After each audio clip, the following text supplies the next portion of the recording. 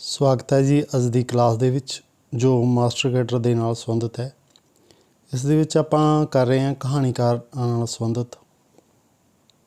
ਇਹ ਸੀਰੀਜ਼ ਦਾ ਆਪਣਾ 7ਵਾਂ ਪਾਰਟ ਹੈ, ਜਿਸ ਵਿੱਚ ਆਪਾਂ ਵੱਖ-ਵੱਖ ਕਹਾਣੀਕਾਰਾਂ ਦੇ ਬਾਰੇ ਗੱਲ ਕੀਤੀ ਹੋਈ ਹੈ, ਉਹਨਾਂ ਦੇ ਬਾਰੇ ਵਿਚਾਰ ਚਰਚਾ ਕੀਤੀ ਹੋਈ ਹੈ। ਉਹਨਾਂ ਦੇ ਜੀਵਨ ਤੋਂ ਲੈ ਕੇ ਰਚਨਾਵਾਂ ਤੱਕ ਦਾ ਜੋ ਸਫ਼ਰ ਹੈ ਉਹਦੇ ਬਾਰੇ ਵੱਖ-ਵੱਖ ਸਮਿਆਂ ਦੇ ਵਿੱਚ ਵੱਖ-ਵੱਖ ਪੱਖਾਂ ਤੋਂ ਉਹਨਾਂ ਦੇ ਬਾਰੇ ਚਰਚਾ ਕੀਤੀ ਹੋਈ ਹੈ।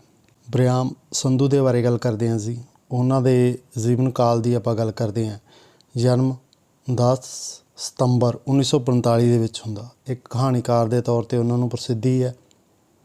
2000 ਦੇ ਵਿੱਚ ਉਹਨਾਂ ਨੂੰ ਆਪਣੇ ਕਹਾਣੀ ਸੰਗ੍ਰਹਿ ਚੌਥੀ ਕੂਟ ਦੇ ਲਈ ਸਾਹਿਤ ਅਕਾਦਮੀ ਪੁਰਸਕਾਰ ਮਿਲਦਾ ਹੈ। ਮੂਲ ਰੂਪ ਵਿੱਚ ਉਹ ਕੀ ਹੈ, ਪੰਜਾਬੀ ਲੇਖਕ ਹੈ। ਉਹਨਾਂ ਦੀਆਂ ਰਚਨਾਵਾਂ ਨੇ ਹਿੰਦੀ, ਬੰਗਾਲੀ, ਉਰਦੂ ਅਤੇ ਅੰਗਰੇਜ਼ੀ ਵਿੱਚ ਅਨੁਵਾਦ ਹੋ ਚੁੱਕੀਆਂ ਨੇ। ਪੰਜਾਬ ਦੀ ਖੇਤੀ ਅਰਥ ਵਿਵਸਥਾ ਦੇ ਨਾਲ ਸਿੱਧੇ ਤੌਰ 'ਤੇ ਜੁੜਿਆ ਹੋਇਆ ਅਤੇ ਕਿਸਾਨੀ ਜੀਵਨ ਦੇ ਨੂੰ ਕਹਿ ਲਈਏ ਆਪਾਂ ਕਿਸਾਨੀ ਜੀਵਨ ਦੇ ਬਾਰੇ, ਕਿਸਾਨੀ ਜੀਵਨ ਨੂੰ ਸਮਕਾਲੀ ਹਾਲਤ ਵਿੱਚ ਕਹਿ ਲਓ ਪੇਸ਼ ਕਰਨਾ ਇੱਕ ਨਵੀਂ ਦ੍ਰਿਸ਼ਟੀਕੋਣ ਤੋਂ ਲੈ ਕੇ ਪੇਸ਼ ਕਰਦਾ ਗਾ। ਉਸ ਨੂੰ ਸਮਝਣ ਅਤੇ ਪੇਸ਼ ਕਰਨ ਲਈ ਬਰਿਆਮ ਸੰਧੂ ਨੂੰ ਕਹਿ ਲਈਏ ਇੱਕ ਸਮਰੱਥ ਕਹਾਣੀਕਾਰ ਦੇ ਤੌਰ 'ਤੇ ਆਪਾਂ ਜਾਣਦੇ ਹਾਂ। ਜਨਮ ਦੀ ਗੱਲ ਕਰਦੇ ਹਾਂ ਜੀ। ਉਹਨਾਂ ਦਾ ਜਨਮ ਸਰਕਾਰੀ ਰਿਕਾਰਡ ਦੇ ਮੁਤਾਬਕ 10 ਸਤੰਬਰ 1945 ਨੂੰ ਹੁੰਦਾ, ਪਰ ਅਸਲ ਦੀ ਆਪਾਂ ਗੱਲ ਕਰਦੇ ਹਾਂ ਤਾਂ ਅਸਲ ਜਨਮ ਤਰੀਕ ਦੇ ਬਾਰੇ ਉਹ ਗੱਲ ਕਰਦੇ ਆ। ਉਹ ਕਹਿੰਦੇ ਆ ਜੀ 5 ਦਸੰਬਰ 1945 ਬੁੱਧਵਾਰ ਨੂੰ ਉਹਨਾਂ ਦਾ ਜਨਮ ਹੁੰਦਾ। ਨਾਨਕੇ ਪਿੰਡ ਚਵਿੰਡਾ ਕਲਾ, ਜ਼ਿਲ੍ਹਾ ਅੰਮ੍ਰਿਤਸਰ ਵਿਖੇ। 5 ਭੈਣ ਭਰਾ ਨੇ, 3 ਭੈਣਾਂ 2 ਭਰਾ। ਬਰਿਆਮ ਸੰਧੂ ਸਭ ਤੋਂ ਵੱਡਾ ਸੀ ਅਤੇ ਜਿਹਨੂੰ ਆਪਾਂ ਪਲੇਠੀ ਦਾ ਪੁੱਤਰ ਬੋਲਦੇ ਹਾਂ ਆਪਾਂ, ਸਭ ਤੋਂ ਵੱਡਾ ਹੋਣ ਕਰਕੇ ਉਹਨੂੰ। ਉਹਨਾਂ ਦੇ ਨਾਨਕੇ ਹੈ ਔਲਖ ਜੱਟ ਵਿਖੇ ਹੈ ਜੀ।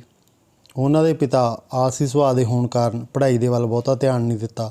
ਜਦੋਂ ਆਪਾਂ ਬਰਿਆਮ ਸੰਧੂ ਦੀ ਗੱਲ ਕਰਦੇ ਹਾਂ ਵਿਅਕਤੀਗਤ ਪੱਧਰ 'ਤੇ, ਉਹ ਸੁਚੇਤ ਹੋਣ ਕਰਕੇ ਹੀ ਉਹਨਾਂ ਨੇ BA ਕੀਤੀ। ਫਿਰ B.Ed ਕਰਕੇ ਸਕੂਲ ਵਿੱਚ ਅਧਿਆਪਕ ਲੱਗ ਜਾਂਦੇ ਆ। ਨੌਕਰੀ ਦੇ ਨਾਲ ਨਾਲ ਉਹਨਾਂ ਨੇ ਫਿਰ ਕੀ ਕੀਤੀ, MA MPhil ਕਰ ਲੈਂਦੇ ਆ। ਇਸ ਤੋਂ ਇਲਾਵਾ ਜੀ ਲੈਲਪੁਰ ਖਾਲਸਾ ਕਾਲਜ ਵਿਖੇ ਉਹ ਪੰਜਾਬੀ ਦੇ ਲੈਕਚਰਾਰ ਲੱਗ ਜਾਂਦੇ ਆ। ਲੈਕਚਰਾਰ ਲੱਗਣ ਤੋਂ ਬਾਅਦ ਉਹ PhD ਕਰ ਲੈਂਦੇ ਆ। ਗੱਲ ਕਰਦੇ ਹਾਂ ਜੀ ਲੰਮੇ ਅਰਸੇ ਬਾਅਦ ਉਹਨਾਂ ਨੇ 3 ਬੱਚਿਆਂ ਵਾਲੇ ਪਰਿਵਾਰ ਦਾ ਗੁਜ਼ਾਰਾ ਸੰਧੂ ਅਤੇ ਉਹਨਾਂ ਦੀ ਪਤਨੀ ਦੋਹਾਂ ਦੀ ਜਿਹੜੀ ਹੈਗੇ ਸਕੂਲ ਦੇ ਵਿੱਚੋਂ ਕਹਿ ਲਈਏ ਜੋ ਕਮਾਈ ਆਉਂਦੀ ਸੀ, ਭਾਵ ਅਧਿਆਪਕ ਕਰਦੇ ਸੀ, ਦੋਨੇ ਹੀ ਅਧਿਆਪਕ ਦਾ ਕਿੱਤਾ ਕਰਦੇ ਸੀ, ਉਹਨਾਂ ਤੋਂ ਚੱਲਦਾ ਸੀ ਪਰਿਵਾਰ ਦਾ ਗੁਜ਼ਾਰਾ। ਮਾਰਕਸਵਾਦੀ ਤੌਰ 'ਤੇ ਆਪਾਂ ਜਾਣਦੇ ਹਾਂ, ਇੱਕ ਲੇਖਕ ਦੇ ਤੌਰ 'ਤੇ ਉਹਨਾਂ ਦੀ ਗੱਲ ਕਰਦੇ ਹਾਂ। ਉਹ ਆਸ਼ਾਵਾਦ ਵਿੱਚ ਯਕੀਨ ਰੱਖਣ ਵਾਲੇ ਮਾਰਕਸਵਾਦੀ ਲੇਖਕ ਹੈ। ਪੰਜਾਬ ਦੀ ਛੋਟੀ ਕਿਸਾਨੀ ਦੇ ਸਮਰੱਥ ਕਹਿ ਲਈਏ ਜੀ ਕਥਾਕਾਰ ਹੈ। ਰਾਜਨੀਤਿਕ ਤੌਰ 'ਤੇ ਚੇਤਨ ਨਾ ਹੋਣ ਕਰਕੇ ਨਿਮਨ ਕਿਸਾਨੀ ਜਾਂ ਕਹਿ ਲਈਏ ਜੀ ਨਿਮਨ ਵਰਗ ਦੇ ਜਿਹੜੇ ਸੰਕਟਾਂ ਦੀ ਟੇਕ ਕਿਸਮਤ 'ਤੇ ਰੱਖਣ ਦੀ ਥਾਂ 'ਤੇ ਸਮਾਜਿਕ, ਰਾਜਨੀਤਿਕ, ਆਰਥਿਕ ਕਾਰਨਾਂ ਨੂੰ ਮਿਥਦਾ ਗਾ। ਉਹ ਸਮੱਸਿਆਵਾਂ ਨੂੰ ਡੂੰਘਾਈ ਵਿੱਚ ਜਾ ਕੇ ਥਾਹ ਪਾਉਣ ਵਾਲਾ ਵਿਚਾਰਸ਼ੀਲ ਸਾਹਿਤਕਾਰ ਹੈ। ਕਵਿਤਾ ਤੋਂ ਬਾਅਦ ਉਸ ਨੇ ਕਹਾਣੀ ਨੂੰ ਆਪਣੇ ਵਿਚਾਰ ਪ੍ਰਗਟਾਵੇ ਦਾ ਮਾਧਿਅਮ ਬਣਾਉਂਦਾ ਗਾ। ਜਦੋਂ ਉਹ ਸੇਵਾ ਮੁਕਤ ਹੋ ਜਾਂਦੇ ਆ ਤਾਂ ਕਹਿ ਲਈਏ ਜੀ ਉਹ ਸਾਹਿਤ ਰਚਨਾ ਦੇ ਲੇਖੇ ਲੱਗ ਜਾਂਦੇ ਆ ਅਤੇ ਪਿਛਲੇ ਸਾਲਾਂ ਦੇ ਵਿੱਚ ਉਹਨਾਂ ਨੇ ਗਦਰ ਪਾਰਟੀ ਦੇ ਇਤਿਹਾਸ ਬਾਰੇ ਖੋਜ ਕਰਕੇ ਕਈ ਪੁਸਤਕਾਂ ਲਿਖੀਆਂ ਨੇ, ਜਿਨ੍ਹਾਂ ਦਾ ਆਪਾਂ ਜ਼ਿਕਰ ਅੱਗੇ ਜਾ ਕੇ ਕਰਾਂਗੇ। ਪੰਜਾਬੀ ਕਹਾਣੀਕਾਰ ਦੇ ਤੌਰ 'ਤੇ ਆਪਾਂ ਉਹਨਾਂ ਦੀ ਕਿਵੇਂ ਵੱਖਰੀ ਪਹਿਚਾਣ ਆ ਉਹਦੀ ਗੱਲ ਕਰਦੇ ਹਾਂ। ਬਰਿਆਮ ਸੰਧੂ ਦੀ ਜਿਹੜੀ ਕਹਾਣੀ ਰਚਨਾ ਭਾਵੇਂ ਗਿਣਤੀ ਦੇ ਪੱਖ ਤੋਂ ਥੋੜ੍ਹੀਆਂ ਨੇ, ਪਰ ਗੁਣ ਦੇ ਪੱਖੋਂ ਤੋਂ ਉਹ ਪੰਜਾਬੀ ਕਹਾਣੀਕਾਰਾਂ ਦੇ ਵਿੱਚ ਪਹਿਲੀ ਕਤਾਰ ਦਾ ਲੇਖਕ ਬਣਾਉਂਦੀਆਂ ਨੇ। ਬਰਿਆਮ ਸੰਧੂ ਪੰਜਾਬੀ ਦੀ ਜਿਹੜੀ ਖੇਤੀ 'ਤੇ ਆਧਾਰਿਤ ਅਰਥ ਵਿਵਸਥਾ ਅਤੇ ਰਾਜਨੀਤਿਕ ਸਰੂਪ ਨੂੰ ਸੁਚੇਤ ਹੋ ਕੇ ਡੂੰਘੇ ਵਿਚਾਰ ਚਿੰਤਨ ਨਾਲ ਸਮਝ ਕੇ ਕਹਾਣੀਆਂ ਲਿਖਦਾ ਹੈਗਾ। ਜ਼ਮੀਨ ਜਾਇਦਾਦ ਦੀ ਨਿੱਜੀ ਮਾਲਕੀ, ਉਪਜ ਉਪਯੋਗ ਦੀਆਂ ਵਸਤਾਂ ਦੇ ਬਾਰੇ ਉਸ ਦੀ ਸੂਝ ਤਰਕਸ਼ੀਲ ਹੈ। ਉਹ ਅਮੀਰ ਜ਼ਿਮੀਂਦਾਰੀ ਅਤੇ ਗਰੀਬ ਕਿਸਾਨੀ ਵਿਚਲੇ ਫਰਕ ਨੂੰ ਕਹਾਣੀਆਂ ਦੇ ਵਿੱਚ ਪੇਸ਼ ਕਰਦਾ ਹੈ। ਉਹ ਆਪ ਅਧਿਆਪਕ ਅਤੇ ਨਿਮਨ ਕਿਸਾਨੀ ਅਤੇ ਸਕੂਲ ਅਧਿਆਪਕੀ ਮਿਲ ਕੇ ਮੱਧ ਵਰਗ ਦੇ ਖੇਤਰ ਦੇ ਲੇਖਕ ਬਣਾਉਂਦੀਆਂ ਨੇ, ਜਿਹੜਾ ਆਪਾਂ ਦੇਖਦੇ ਹਾਂ ਕਿ ਉਹ ਸਾਰਾ ਕੁਝ ਉਹਨੇ ਆਪ ਹੰਢਾਇਆ ਹੋਇਆ ਹੈਗਾ, ਆਪਦੇ ਕਹਿ ਲਓ ਅਨੁਭਵ ਦੇ ਵਿੱਚੋਂ ਹੀ ਉਹ ਕਹਾਣੀਆਂ ਨੂੰ ਪੇਸ਼ ਕਰਦਾ। ਇਸੇ ਲਈ ਉਹ ਪੰਜਾਬ ਦੀ ਅਜਿਹੀ ਮੱਧ ਸ਼੍ਰੇਣੀ ਦਾ ਲੇਖਕ ਹੈ ਜੋ ਹਮੇਸ਼ਾ ਹੀ ਉੱਚਾ ਦਿਸਣ, ਅਮੀਰ ਜੀਵਨ ਜਿਉਣ ਦੀ ਲਾਲਸਾ ਵਿੱਚ ਭਟਕ ਰਹੀ ਜਿਹੜੀ ਆਰਥਿਕ ਪੱਖੋਂ ਉਸ ਦੀ ਸਥਿਤੀ ਨੂੰ ਹਮੇਸ਼ਾ ਹੀ ਡਾਮਾਡੋਲ ਰਹਿੰਦੀ ਹੈ, ਭਾਵ ਉੱਚਾ ਉੱਠਣ ਦੀ ਇੱਛਾ ਹੈਗੀ ਆ ਉਹਦੇ ਵਿੱਚ, ਉਸ ਨੂੰ ਪੇਸ਼ ਕਰਦਾ ਹੈਗਾ। ਇਸੇ ਲਈ ਉਸ ਦੀ ਸਥਿਰਤਾ ਦਾ ਡਰ ਵਿੱਚੋਂ ਉਪਜੀਆਂ ਚਿੰਤਾਵਾਂ, ਸ਼ੰਕੇ, ਅਮੀਰ ਵਰਗ ਨਾਲ ਰਲਣ ਜਾਂ ਉਸ ਵਰਗਾ ਦਿਸਣ ਲਈ ਕੀਤੀ ਜਾ ਰਹੀ ਜਦੋਜਹਿਦ ਫਲਸਰੂਪ ਪੈਦਾ ਹੁੰਦੀਆਂ ਕਹਿ ਲਓ ਜੀਵਨ ਵਿਹਾਰ, ਮਾਨਸਿਕ ਦਫੌੜ, ਕਲੇਸ਼, ਦੁਚਿੱਤੀਆਂ, ਉਲਝਣਾਂ, ਉਹ ਕਈਆਂ ਸਮੱਸਿਆਵਾਂ ਨੂੰ ਉਹਨਾਂ ਨੇ ਕਹਾਣੀਆਂ ਦੇ ਵਿੱਚ ਪੇਸ਼ ਕੀਤਾ ਹੈਗਾ। ਉਸ ਦੀਆਂ ਕਹਾਣੀਆਂ ਦੇ ਪਾਤਰ ਜਿਵੇਂ ਦਲਦਲ ਦਾ ਪਾਤਰ ਹੈ ਕਿਹੜਾ ਜੀ, ਮਾਸਟਰ। ਤਾਰ 'ਤੇ ਤੁਰਦਾ ਆਦਮੀ, ਉਹਦਾ ਪਾਤਰ ਹੈ ਮਨਜੀਤ। ਕੁਰਾਈਆਂ ਕਹਾਣੀ ਦਾ ਮੁੱਖ ਪਾਤਰ ਹੈ ਹੈਡਮਾਸਟਰ। ਅਜਿਹੀਆਂ ਸਥਿਤੀਆਂ ਦੀ ਪੇਸ਼ਕਾਰੀ ਕਰਦੇ ਹੋਏ ਵੇਖੇ ਜਾ ਸਕਦੇ ਆ। ਉਸ ਤੋਂ ਬਾਅਦ ਗੱਲ ਕਰਦੇ ਹਾਂ ਜੀ ਪਾਤਰਾਂ ਦੇ ਬਾਰੇ, ਉਹਨਾਂ ਦੇ ਕਿਸ ਤਰ੍ਹਾਂ ਦੇ ਵਿਚਾਰ ਨੇ, ਉਹਦੇ ਪਾਤਰ ਕਿਸ ਤਰ੍ਹਾਂ ਦੇ ਕਹਾਣੀਆਂ ਦੇ। ਉਸਦੇ ਪਾਤਰ ਖੂਨ ਦੇ ਰਿਸ਼ਤਿਆਂ ਦੀ ਥਾਂ 'ਤੇ ਆਰਥਿਕ ਰਿਸ਼ਤਿਆਂ ਨੂੰ ਵੱਧ ਮਹੱਤਵ ਦੇਣ ਲੱਗ ਜਾਂਦੇ ਨੇ। ਇਹੋ ਜਿਹੇ ਕਹਿ ਲਓ ਜੀ ਵਰਤਮਾਨ ਮੱਧ ਸ਼੍ਰੇਣੀ ਦੀ ਮਾਨਸਿਕਤਾ, ਮਨੋਵਸਥਾ, ਉਸਦੇ ਸਧਾਰਨ ਪੇਂਡੂ ਜੀਵਨ, ਪੰਜਾਬੀ ਪਾਤਰਾਂ ਦੇ ਜਿਹੜਾ ਪਸ਼ੂਆਂ ਜਿਹਾ ਜੀਣ ਥੀਣ, ਹਰ ਵੇਲੇ ਵੱਢੂ ਖਾਊ ਕਰਦੇ ਰਹਿਣਾ, ਉਹ ਸਹਿ ਸੁਭਾਅ ਵਿੱਚੋਂ ਹੀ ਉਹਦੀਆਂ ਕਹਾਣੀਆਂ ਦੇ ਵਿੱਚੋਂ ਪੇਸ਼ ਹੋਇਆ ਮਿਲਦਾ ਗਾ। ਕਹਿ ਲਈਏ ਜੀ ਸਮਾਜਿਕ ਯਥਾਰਥ ਨੂੰ ਪੇਸ਼ ਕਰਦਾ ਹੈ। ਅਜਿਹੇ ਲੋਕਾਂ ਨੂੰ ਨਾ ਤਾਂ ਧਰਮ ਤੋਂ ਹੀ ਬਾਹਰ ਕੋਈ ਕਹਿ ਲਈਏ ਜੀ ਧਰਮ ਤੋਂ ਕੋਈ ਬਾਹਲਾ ਬਾਹਰ ਨਹੀਂ ਜਾਂਦੇ ਗੇ, ਨਾ ਹੀ ਕਿਸੇ ਨਵੇਂ ਜੀਵਨ ਦੇ ਸੁਪਨੇ ਤੋਂ। ਇਸੇ ਕਰਕੇ ਉਹ ਖੌਜਲੇ ਜਿਹੇ ਰਹਿੰਦੇ ਆ। ਇਹਨਾਂ ਦਾ ਜੀਵਨ ਮੌਤ ਵਰਗਾ ਹੈਗਾ ਅਤੇ ਮੌਤ ਮੁਕਤੀ ਵਰਗੀ। ਬਰਿਆਮ ਸੰਧੂ ਆਪਣੇ ਸਮਕਾਲੀ ਸਮਾਜ ਵਿਚਲੀ ਵਰਗ ਵੰਡ, ਇਸ ਵੰਡ ਦੇ ਅਨੁਰੂਪ ਵਿਕਾਸ ਪ੍ਰਕਿਰਿਆ ਨੂੰ ਬੜੀ ਹੀ ਸੂਖਮਤਾ ਅਤੇ ਸਹਿਜ ਦੇ ਨਾਲ ਸਾਹਿਤਕ ਰੂਪ ਦੇ ਦਿੰਦਾ ਗਾ। ਉਹ ਸ਼ੋਸ਼ਿਤ ਵਰਗਾਂ ਦੀ ਪਹਿਚਾਣ ਅਤੇ ਮੁਕਤੀ ਲਈ ਢੰਗ ਤਰੀਕਿਆਂ ਦੀ ਸੋਝੀ ਕਰਾਉਣ ਲਈ ਲਿਖਦਾ ਗਾ। ਉਹ ਲੋਕ ਪੱਖੀ ਪ੍ਰਬੰਧ ਦਾ ਹਾਮੀ ਹੈ। ਉਸਦੇ ਕਹਾਣੀ ਸੰਗ੍ਰਹਿ ਨਹੀਂ ਸਗੋਂ ਉਸਦੀਆਂ ਕਹਾਣੀਆਂ ਵਿੱਚ ਛਪਣ ਤੋਂ ਉਪਰੰਤ ਕਈ ਪ੍ਰਕਾਰ ਦੇ ਚਰਚਾ ਨੂੰ ਉਭਾਰਿਆ ਗਾ। ਉਹਨਾਂ ਦੇ ਵਿੱਚ ਜੋ ਵਿਸ਼ੇ ਪੇਸ਼ ਕੀਤੇ ਸੀ ਉਹਨਾਂ ਤੋਂ ਵੱਖਰੀ ਕਿਸਮ ਦੇ ਹੋਰ ਵਿਸ਼ੇ ਖੜ੍ਹੇ ਹੋ ਜਾਂਦੇ ਆ। ਪੰਜਾਬੀ ਕਿਸਾਨੀ ਦੀ ਹੋਂਦ ਅਤੇ ਹੋਣੀ, ਨਕਸਲਵਾੜੀ ਲਹਿਰ ਦਾ ਪ੍ਰਭਾਵ, ਕਮਿਊਨਿਸਟ ਵਿਚਾਰਧਾਰਾ, ਉਖੜੇ ਕਦਮੀ ਹੋਣਾ, ਪੰਜਾਬ ਵਿੱਚ ਕਹਿ ਲਓ ਜੀ ਸੰਕਟ, ਬਹੁਪਰਤੀ, ਯਥਾਰਥਵਾਦ, ਉੱਤਰ ਸੰਕਟੀ ਜਿਹੜੇ ਹਾਲਾਤ ਨੇ ਉਹਨਾਂ ਦੀ ਗੱਲ ਕਰ ਲਈਏ। ਇਹਨਾਂ ਦੇ ਵਿੱਚ ਲੋਕਾਂ ਦੇ ਜਿਹੜੇ ਵਿਸ਼ਵੀਕਰਨ ਵੱਲ ਵੱਧਦੇ ਹੋਏ ਕਦਮ ਬਰਿਆਮ ਸੰਧੂ ਆਪਣੀਆਂ ਕਥਾ ਰਚਨਾਵਾਂ ਦੇ ਵਿੱਚ ਵਿਚਾਰੇ ਹੋਏ ਮਸਲੇ ਆਪਾਂ ਨੂੰ ਵੇਖਣ ਨੂੰ ਮਿਲਦੇ ਆ। ਦਲਿਤ ਚੇਤਨਾ ਦੇ ਨਾਲ ਉਹ ਲੰਮੀ ਕਹਾਣੀ ਅਤੇ ਕਹਾਣੀਆਂ ਵਿੱਚ ਫੈਂਟਸੀ ਦੀ ਜੁਗਤ ਨੂੰ ਸਿੱਧ ਹਸਤ ਹੋ ਕੇ ਨਿਭਾ ਰਿਹਾ ਹੈਗਾ ਜੀ। ਚਿੰਨ੍ਹਾਂ ਦੀ ਵਰਤੋਂ ਕਰਦਿਆਂ ਹੋਇਆ ਸ਼ੈਲੀ ਦੇ ਵਿੱਚ ਕਹਿ ਲਈਏ ਜੀ ਚਿੰਨ੍ਹਾਂ ਦੀ ਵਰਤੋਂ ਕਰਕੇ ਕਥਾਕਾਰ ਅਤੇ ਵਿਅੰਗ ਸਿਰਜਣ ਦੀ ਵਿਧੀ ਨੂੰ ਉਹ ਮੁੱਖ ਸ਼ਕਤੀ ਹੈਗੀ ਆ ਉਸਦੀ। ਹਰੇਕ ਰਚਨਾ ਦੇ ਬਾਰੇ ਗੱਲ ਕਰਦੇ ਆ, ਉਹਨਾਂ ਦੀਆਂ ਰਚਨਾਵਾਂ ਦੇ ਵਿੱਚ ਕਹਿ ਲਈਏ ਜੀ ਸਮਾਜਵਾਦੀ ਸੋਚ ਹੈ, ਮਾਰਕਸਵਾਦੀ ਕਹਿ ਲਓ ਜੀ ਸੂਝ-ਬੂਝ ਕਾਰਨ ਉਹ ਸਮਾਜਿਕ ਚੇਤਨਾ ਨੂੰ ਆਪਣੀ ਸਥਿਤੀਆਂ ਦੇ ਨਾਲ ਜੋੜ ਕੇ ਵੇਖਦਾ ਗਾ। ਸਮਾਜ ਦੇ ਵਿਕਾਸ ਦੇ ਲਈ ਜੁੜੇ ਤੱਤਾਂ ਦਾ ਵਿਸ਼ਲੇਸ਼ਣ ਕਰਨ ਦੇ ਉਪਰੰਤ ਕਹਾਣੀਆਂ ਦੇ ਕਹਾਣੀਆਂ ਦੇ ਕੀ ਬਣਾਉਂਦਾ ਗਾ, ਅੰਗ ਬਣਾਉਂਦਾ ਹੈਗਾ ਅਤੇ ਇਸੇ ਭਾਵਨਾ ਦੇ ਅਧੀਨ ਉਹ ਸਿੱਧ ਪਰੰਪਰਾ ਨੂੰ ਜੁਝਾਰੂ ਚਿੰਨ੍ਹਾਂ ਦੀ ਜਿਹੜੀ ਹੈਗੀ ਆ ਪੁਨਰ ਸਿਰਜਣਾ ਕਰਦਾ ਹੈਗਾ। ਇਸ ਦੇ ਨਾਲ ਹੀ ਉਹ ਵਿਸ਼ਵ ਦੇ ਕ੍ਰਾਂਤੀਕਾਰੀ ਜੋ ਨਾਇਕਾਂ ਨੇ ਜੁੜੇ ਪ੍ਰਸੰਗਾਂ ਨੂੰ ਵੀ ਸ਼ਾਮਲ ਕਰਦਾ ਆਪਦੀਆਂ ਕਹਾਣੀਆਂ ਦੇ ਵਿੱਚ। ਉਹ ਰੂੜੀਵਾਦੀ ਕਦਰਾਂ ਕੀਮਤਾਂ ਦੇ ਵਿਰੁੱਧ ਨਵੀਨ ਜੀਵਨ ਜਾਂਚ ਦਾ ਪੈਰੋਕਾਰ ਹੈ। ਸੰਸਾਰ ਪੱਧਰ ਦੀਆਂ ਕਈ ਪੁਸਤਕਾਂ ਦਾ ਅਧਿਐਨ ਕਰ ਚੁੱਕਿਆ ਉਹ। ਵਿਦੇਸ਼ੀ ਭ੍ਰਮਣ ਕਰਕੇ ਉਸ ਦੇ ਵਿੱਚ ਉਦਾਰਵਾਦੀ ਸੋਚ ਹੈ ਜੋ ਉਸ ਨੂੰ ਸਮਝਣ ਅਤੇ ਚਿਗਣ ਭਰੀ ਹੋਈ ਹੈ। ਉਸ ਦੀਆਂ ਵਿਦੇਸ਼ ਕਿਹੜੇ ਨੇ ਜੀ, ਅਮਰੀਕਾ, ਕਨੇਡਾ, ਇੰਗਲੈਂਡ, ਪਾਕਿਸਤਾਨ ਦੀਆਂ ਯਾਤਰਾ ਦੇ ਸੰਬੰਧੀ ਉਹਦੇ ਸੰਸਮਰਨ ਨੇ। ਉਸ ਦੇ ਦੋ ਕਹਿ ਲਓ ਜੀ ਸਫ਼ਰਨਾਮਿਆਂ ਦੀ ਗੱਲ ਕਰਦੇ ਹਾਂ। ਪਰਦੇਸੀ ਪੰਜਾਬ, ਵਗਦੀ ਸੀ ਰਾਵੀ, ਉਹਦੇ ਵਿੱਚ ਦਰਜ ਕੀਤੇ ਨੇ ਜੋ ਇਸ ਤਰ੍ਹਾਂ ਦੇ ਕਹਿ ਲਓ ਜੀ ਭਾਵ ਨੇ ਉਸ ਦੇ। ਉਸ ਦੇ ਦੋ ਕਹਾਣੀ ਸੰਗ੍ਰਹਿ ਨੇ ਜੀ, ਕਿਹੜੇ? ਕਰਵਟ ਕਥਾ ਧਾਰਾ, ਜੋ ਸੰਪਾਦਿਤ ਕੀਤੇ ਨੇ।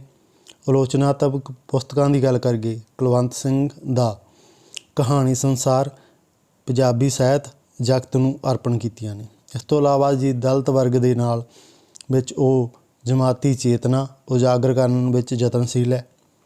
ਉਸ ਦੀ ਕਹਾਣੀ ਅਤੇ ਕਵਿਤਾ ਤੋਂ ਬਿਨਾਂ ਵਾਰਤਕ ਲੇਖਣੀ 'ਤੇ ਵੀ ਹੱਥ ਉਸਨੇ ਅਜ਼ਮਾਇਆ ਹੋਇਆ। ਕਰਤਾਰ ਸਿੰਘ ਪਹਿਲਵਾਨ ਉਸ ਦੁਆਰਾ ਲਿਖੀ ਗਈ ਜੀਵਨੀ ਪੁਸਤਕ ਹੈ ਜੋ ਮਾਨਵਤਾ ਦੇ ਸੁਖਮਈ ਜੀਵਨ ਪ੍ਰਤੀ ਉਸ ਦਾ ਹੁੰਗਾਰਾ ਹਾਂ ਪੱਖੀ ਹੈ। ਵਰਤਮਾਨ ਵਿਸ਼ਵੀਕਰਨ ਦੇ ਦੌਰ ਵਿੱਚ ਉਸਨੇ ਮਾਰਕਸਵਾਦ ਦੇ ਅਨੁਸਾਰ ਯੁੱਗ ਚਿੰਤਨ ਦਾ ਹਾਮੀ ਹੈ। ਉਹ ਪ੍ਰਗਤੀਵਾਦੀ ਵਿਚਾਰਧਾਰਾ ਦੇ ਅਨੁਸਾਰ ਸਾਹਿਤ ਸਿਰਜਣਾ ਲਈ ਸਿਧਾਂਤ ਅਮਨ ਦਾ ਸੁਮੇਲ ਹੋਣਾ ਚਾਹੀਦਾ, ਉਹਦੇ ਵਿੱਚ ਬਹੁਤ ਹੀ ਜ਼ਰੂਰੀ ਸਮਝਿਆ। ਤਦ ਹੀ ਉੱਚ ਪਾਏ ਦੀ ਜਿਹੜੀ ਹੈਗੀ ਹੈ ਰਚਨਾ ਉਹ ਉੱਭਰ ਕੇ ਆਉਂਦੀ ਹੈ।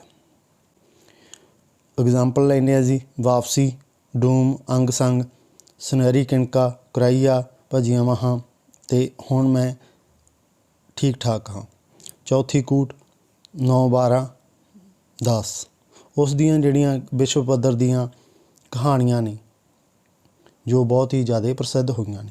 ਕਹਾਣੀ ਸੰਗ੍ਰਹਿ ਦੀ ਗੱਲ ਕਰਦੇ ਹਾਂ ਜੀ, ਉਹਨਾਂ ਦੇ ਕਿਹੜੇ ਕਿਹੜੇ ਕਹਾਣੀ ਸੰਗ੍ਰਹਿ ਨੇ? ਲੋਹੇ ਦੇ ਹੱਥ 1971 ਦੇ ਵਿੱਚ ਛਪਦਾ, ਅੰਗ ਸੰਗ 1979 ਦੇ ਵਿੱਚ 79, ਭੱਜੀਆਂ ਬਾਹੀਂ 1987 ਦੇ ਵਿੱਚ ਅਤੇ ਚੌਥੀ ਕੂਟ 1998 ਦੇ ਵਿੱਚ ਛਪਦਾ, ਤਿਲ ਫੁੱਲ 2000 ਦੇ ਵਿੱਚ। ਇਸ ਤੋਂ ਇਲਾਵਾ ਜੀ ਜਿਹੜੇ ਸੰਪਾਦਿਤ ਦੋ ਕਹਾਣੀ ਸੰਗ੍ਰਹਿ ਨੇ, ਕਰਵਟ ਜੋ ਸੰਪਾਦਿਤ ਕੀਤਾ ਜੀ ਉਹਨਾਂ ਨੇ। ਉਸ ਤੋਂ ਇਲਾਵਾ ਜੀ ਕਥਾ ਧਾਰਾ, ਇਹ ਵੀ ਸੰਪਾਦਿਤ ਕੀਤਾ। ਚੋਣੀਆਂ ਕਹਾਣੀਆਂ, ਇਹ ਉਹਨਾਂ ਦੇ ਜਿਹੜੇ ਕਹਾਣੀ ਸੰਗ੍ਰਹਿ ਨੇ। ਕਹਾਣੀ ਸੰਗ੍ਰਹਿ ਦੇ ਵਿਸ਼ੇ ਕਿਸ ਤਰ੍ਹਾਂ ਦੇ ਉਹਨਾਂ ਦੀ ਗੱਲ ਕਰਦੇ ਹਾਂ। ਬਰਿਆਮ ਸੰਧੂ ਦਾ ਪਹਿਲਾ ਕਹਾਣੀ ਸੰਗ੍ਰਹਿ ਲੋਹੇ ਦੇ ਹੱਥ ਛਪਿਆ, ਜਿਸ ਵਿਚਲੀਆਂ ਕਹਾਣੀਆਂ ਪੰਜਾਬ ਵਿੱਚ ਨਕਸਲਵਾਦੀ ਜੋ ਲਹਿਰ ਹੈ ਉਸ ਦੀ ਪੇਸ਼ਕਾਰੀ ਕਰਦੀਆਂ ਨੇ। ਪੰਜਾਬ ਦੇ ਗਰੀਬ ਲੋਕਾਂ ਪ੍ਰਤੀ ਹਮਦਰਦੀ ਫਲਸਰੂਪ ਉਪਜੇ ਹੋਏ ਹੋਰ ਅਨੁਭਵ ਨੂੰ ਇਹਨਾਂ ਕਹਾਣੀਆਂ ਦੇ ਵਿੱਚ ਪੇਸ਼ ਕੀਤਾ ਗਿਆ। ਦੂਸਰਾ ਕਹਾਣੀ ਸੰਗ੍ਰਹਿ ਅੰਗ ਸੰਗ ਵਿਚਲੀਆਂ ਕਹਾਣੀਆਂ ਸਮਾਜਿਕ ਚੇਤਨਾ ਨੂੰ ਵਿਸ਼ਾ ਬਣਾਉਂਦੀਆਂ ਨੇ। ਜਿਹੜੇ ਇਸ ਦੇ ਤੀਜਾ ਅਤੇ ਚੌਥੇ ਸੰਗ੍ਰਹਿ ਦੀ ਗੱਲ ਕਰਦੇ ਹਾਂ ਆਪਾਂ, ਭੱਜੀਆਂ ਬਾਹਾਂ ਅਤੇ ਚੌਥੀ ਕੂਟ ਵਿੱਚ ਖਾੜਕੂਬਾਦ ਜੋ ਹੈਗਾ ਬਨਾਮ ਅੱਤਵਾਦੀ ਜਿਹੜੀ ਲਹਿਰ ਹੈ ਉਸ ਦੇ ਸਰੋਕਾਰਾਂ ਨਾਲ ਸੰਬੰਧਿਤ ਕਹਾਣੀਆਂ ਪੇਸ਼ ਕੀਤੀਆਂ ਨੇ। ਚੌਥੀ ਕੂਟ ਕਹਾਣੀ ਸੰਗ੍ਰਹਿ ਨੂੰ ਭਾਰਤੀ ਸਾਹਿਤ ਅਕਾਦਮੀ ਦਾ ਸਰਵੋਤਮ ਇਨਾਮ ਹਾਸਲ ਹੋਇਆ ਹੈ। ਆਪਾਂ ਗੱਲ ਕਰਦੇ ਹਾਂ ਜੀ ਸਵੈ ਜੀਵਨੀ ਅਤੇ ਸਫ਼ਰਨਾਮੇ ਕਿਹੜੇ ਕਿਹੜੇ ਨੇ ਉਹਨਾਂ ਦੀ ਗੱਲ ਕਰਦੇ ਹਾਂ। ਸਵੈ ਜੀਵਨੀ ਉਹਨਾਂ ਦੀ ਹੈਗੀ ਹੈ ਜੀ ਸਾਹਿਤਕ ਸਵੈ ਜੀਵਨੀ। ਇਸ ਤੋਂ ਇਲਾਵਾ ਜੀ ਸਵੈ ਜੀਵਨੀ ਦਾ ਨਾਂ ਹੈਗਾ ਜੀ ਗੁਫਾ ਵਿਚਲੀ ਉਡਾਨ, ਇਹ ਉਹਨਾਂ ਦੀ ਸਵੈ ਜੀਵਨੀਆਂ ਨੇ। ਇਸ ਤੋਂ ਇਲਾਵਾ ਜੀ ਇੱਕ ਇਹਨਾਂ ਦੀ ਜੀਵਨੀ ਹੈਗੀ ਹੈ ਜਿਹੜੀ ਕੁਸ਼ਤੀ ਦਾ ਧਰੂ ਤਾਰਾ ਕਰਤਾਰ ਸਿੰਘ, ਉਹ ਉਹਨਾਂ ਦੇ ਬਾਰੇ ਜੀਵਨੀ ਹੈਗੀ ਹੈ। ਉਸ ਤੋਂ ਬਾਅਦ ਆਪਾਂ ਗੱਲ ਕਰਦੇ ਹਾਂ ਜੀ ਸਫ਼ਰਨਾਮੇ ਦੋ ਨੇ ਜੀ, ਤਾਂ ਪਰਦੇਸੀ ਪੰਜਾਬ ਜੋ ਸਫ਼ਰਨਾਮਾ ਹੈਗਾ, ਵਗਦੀ ਸੀ ਰਾਵੀ ਦੂਸਰਾ, ਇਹ ਉਹਨਾਂ ਦੇ ਸਫ਼ਰਨਾਮੇ ਨੇ ਦੋ। ਉਸ ਤੋਂ ਇਲਾਵਾ ਜੀ ਗੱਲ ਕਰਦੇ ਹਾਂ ਇਤਿਹਾਸ ਨਾਲ ਸੰਬੰਧਿਤ ਕੁਛ ਕਿਤਾਬਾਂ ਦੀ ਗੱਲ ਕਰਦੇ ਹਾਂ ਜਿਹੜੀਆਂ ਹੁਣ ਤੱਕ ਛਪੀਆਂ ਨੇ ਉਹਨਾਂ ਦੀ। ਗਦਰ ਲਹਿਰ ਦੀ ਗਾਥਾ ਇਤਿਹਾਸ ਨਾਲ ਸੰਬੰਧਿਤ ਹੈ। ਗਦਰੀ ਜਰਨੈਲ ਕਰਤਾਰ ਸਿੰਘ ਸਰਾਭਾ, ਭਾਈ ਮੇਵਾ ਸਿੰਘ ਲੋਪੋਕੇ, ਗਦਰੀ ਬਾਬੇ ਕੌਣ ਸਨ, ਇਹ ਕੁਛ ਇਤਿਹਾਸ ਦੇ ਨਾਲ ਸੰਬੰਧਿਤ ਉਹਨਾਂ ਦੁਆਰਾ ਪੁਸਤਕਾਂ ਲਿਖੀਆਂ ਗਈਆਂ ਨੇ ਅਤੇ ਅੱਗੇ ਵੀ ਲਿਖ ਰਹੇ ਨੇ। ਆਲੋਚਨਾ ਦੀ ਗੱਲ ਕਰਦੇ ਹਾਂ ਤਾਂ ਆਲੋਚਨਾ ਖੇਤਰ ਦੇ ਵਿੱਚ ਉਹਨਾਂ ਦਾ ਯੋਗਦਾਨ ਦੀ ਗੱਲ ਕਰਦੇ ਹਾਂ ਤਾਂ ਸਭ ਤੋਂ ਪਹਿਲੀ ਕਿਤਾਬ ਹੈਗੀ ਜੀ ਕੁਲਵੰਤ ਸਿੰਘ ਵਿਰਕ ਦਾ ਕਹਾਣੀ ਸੰਗ੍ਰਹਿ। ਉਸ ਤੋਂ ਇਲਾਵਾ ਜੀ ਨਾਵਲਕਾਰ ਸੋਹਣ ਸਿੰਘ ਸੀਤਲ ਦੇ ਸਮਾਜ ਸ਼ਾਸਤਰੀ ਪ੍ਰਫੇਕ, ਇਹ ਵੀ ਆਲੋਚਨਾ ਦੇ ਪੱਖ ਤੋਂ ਲਿਖੀ ਹੋਈ ਉਹਨਾਂ ਦੀ ਪੁਸਤਕ ਹੈ। ਉਸ ਤੋਂ ਇਲਾਵਾ ਜੀ ਪੜ੍ਹਿਆ ਵਾਚਿਆ, ਇਹ ਵੀ ਉਹਨਾਂ ਦੀ ਆਲੋਚਨਾ ਨਾਲ ਸੰਬੰਧਿਤ ਪੁਸਤਕ ਹੈਗੀ। ਉਸ ਤੋਂ ਬਾਅਦ ਆਪਾਂ ਗੱਲ ਕਰਦੇ ਹਾਂ ਜੀ ਇਨਾਮ ਉਹਨਾਂ ਨੂੰ ਕਿਹੜੇ ਕਿਹੜੇ ਮਿਲੇ ਨੇ ਸਾਹਿਤ ਖੇਤਰ ਦੇ ਵਿੱਚ। 1979 ਦੇ ਵਿੱਚ ਹੀਰਾ ਸਿੰਘ ਦਰਦ ਇਨਾਮ ਮਿਲਿਆ ਜੀ। 1980 ਦੇ ਵਿੱਚ ਗੁਰੂ ਨਾਨਕ ਦੇਵ ਯੂਨੀਵਰਸਿਟੀ ਦਾ ਭਾਈ ਵੀਰ ਸਿੰਘ ਇਨਾਮ ਮਿਲਿਆ। 1981 ਦੇ ਵਿੱਚ ਪੰਜਾਬ ਸਾਹਿਤ ਅਕਾਦਮੀ ਉਹਨਾਂ ਨੂੰ ਇਨਾਮ ਮਿਲਿਆ। 1988 ਦੇ ਵਿੱਚ ਕੁਲਵੰਤ ਸਿੰਘ ਵਿਰਕ ਇਨਾਮ ਮਿਲਿਆ ਜੀ ਉਹਨਾਂ ਨੂੰ। 1990 ਦੇ ਵਿੱਚ ਸੁਜਾਨ ਸਿੰਘ ਇਨਾਮ ਮਿਲਿਆ ਜੀ। ਉਸ ਤੋਂ ਇਲਾਵਾ ਜੀ 99 ਦੇ ਵਿੱਚ ਉਹਨਾਂ ਨੂੰ ਸਾਹਿਤ ਟਰੱਸਟ ਢੁੱਡੀਕੇ ਦੇ ਵੱਲੋਂ ਪੁਰਸਕਾਰ ਮਿਲਿਆ। 2000 ਦੇ ਵਿੱਚ ਉਹਨਾਂ ਨੂੰ ਪਾਸ ਯਾਦਗਾਰੀ ਪੁਰਸਕਾਰ ਮਿਲਿਆ ਤੇ ਫਿਰ 2000 ਦੇ ਵਿੱਚ ਉਹਨਾਂ ਨੂੰ ਕਰਤਾਰ ਸਿੰਘ ਧਾਲੀਵਾਲ ਪੁਰਸਕਾਰ ਮਿਲਿਆ। ਇਸ ਤੋਂ ਇਲਾਵਾ ਜੀ 2000 ਦੇ ਵਿੱਚ ਹੀ ਉਹਨਾਂ ਨੂੰ ਪੰਜਾਬੀ ਸਾਹਿਤ ਅਕਾਦਮੀ ਦੇ ਵੱਲੋਂ ਪੁਰਸਕਾਰ ਮਿਲਿਆ। ਕਿਹੜੀ ਲਈ? ਕਹਾਣੀ ਦੇ ਲਈ, ਚੌਥੀ ਕੂਟ ਦੇ ਲਈ। ਉਸ ਤੋਂ ਇਲਾਵਾ ਜੀ 2003 ਦੇ ਵਿੱਚ ਸ਼੍ਰੋਮਣੀ ਪੰਜਾਬੀ ਸਾਹਿਤਕਾਰ ਭਾਸ਼ਾ ਵਿਭਾਗ ਦੇ ਵੱਲੋਂ ਜੋ ਇਨਾਮ ਦਿੱਤਾ ਗਿਆ। ਇਸ ਤੋਂ ਇਲਾਵਾ ਜੀ 2018 ਦੇ ਵਿੱਚ ਪੰਜਾਬ ਦਾ ਗੌਰਵ ਪੁਰਸਕਾਰ ਪੰਜਾਬ ਆਰਟ ਕੌਂਸਲ ਦੇ ਵੱਲੋਂ ਉਹਨਾਂ ਨੂੰ ਇਨਾਮ ਦਿੱਤਾ ਗਿਆ। ਇਹ ਕੁਝ ਇਨਾਮ ਸੀ ਜੋ ਉਹਨਾਂ ਨੂੰ ਵੱਖ-ਵੱਖ ਸਮੇਂ 'ਤੇ ਉਹਨਾਂ ਨੂੰ ਦੇ ਕੇ ਵੱਖ-ਵੱਖ ਇਨਾਮਾਂ ਦੇ ਨਾਲ ਨਵਾਜ਼ਿਆ ਗਿਆ। ਧੰਨਵਾਦ ਜੀ। ਵੀਡੀਓ ਨੂੰ ਤੁਸੀਂ ਇੰਨੇ ਪਿਆਰ ਦੇ ਨਾਲ ਦੇਖ ਰਹੇ ਹੋ, ਨੋਟਸਾਂ ਨੂੰ ਰੈਡੀ ਕਰ ਰਹੇ ਹੋ ਅਤੇ ਉਸ ਦੇ ਨਾਲ ਜੋਬ ਨਾਲ ਸੰਬੰਧਿਤ ਜਾਣਕਾਰੀ ਵੀ ਹਾਸਲ ਕਰ ਰਹੇ ਹੋ। ਜ਼ਿਆਦਾ ਜੋਬ ਨਾਲ ਸੰਬੰਧਿਤ ਜਾਣਕਾਰੀ ਲੈਣੀ ਹੋਵੇ ਆਪਣੀ ਵੈਬਸਾਈਟ dhaliwalclasses.com 'ਤੇ ਜਾ ਸਕਦੇ ਹੋ। ਵੀਡੀਓ ਨੂੰ ਲਾਈਕ ਕਰਨਾ ਜੀ, ਆਪਦੇ ਦੋਸਤਾਂ ਦੇ ਨਾਲ ਸ਼ੇਅਰ ਕਰ ਦਿਆ ਕਰੋ, ਜਿਸ ਦੇ ਨਾਲ ਜੋ ਵੀ ਆਪਣੀ ਜਾਣਕਾਰੀ ਆ ਉਹਨਾਂ ਤੱਕ ਪਹੁੰਚ ਸਕੇ, ਜਿਨ੍ਹਾਂ ਤੱਕ ਨਹੀਂ ਪਹੁੰਚਦੀ ਗੀ। ਅਤੇ ਚੈਨਲ ਨੂੰ ਜ਼ਰੂਰ ਸਬਸਕ੍ਰਾਈਬ ਕਰ ਲੈਣਾ ਕਿ ਜਦੋਂ ਵੀ ਆਪਾਂ ਕੋਈ ਵੀਡੀਓ ਪਾਉਂਦੇ ਹਾਂ ਤਾਂ ਤੁਹਾਡੇ ਤੱਕ ਜਾਣਕਾਰੀ ਜਲਦੀ ਤੋਂ ਜਲਦੀ ਪਹੁੰਚ ਸਕੇ। ਜਾਂ ਚੈਨਲ ਸਬਸਕ੍ਰਾਈਬ ਹੋਏਗਾ ਤਾਂ ਤੁਹਾਡੇ ਸਾਹਮਣੇ ਉਹ ਆਪਣੇ ਆਪ ਵੀਡੀਓ ਆ ਜਾਏਗੀ। ਇਹਦੇ ਲਈ ਬੜਾ ਜ਼ਰੂਰੀ ਹੈ ਜੀ। ਮਿਲਦੇ ਹਾਂ ਜੀ ਅਗਲੀ ਵੀਡੀਓ ਲੈ ਕੇ। ਅਗਲੇ ਕਹਾਣੀਕਾਰ ਦੇ ਬਾਰੇ ਵਿਚਾਰ ਚਰਚਾ ਕਰਾਂਗੇ ਜੀ। ਧੰਨਵਾਦ।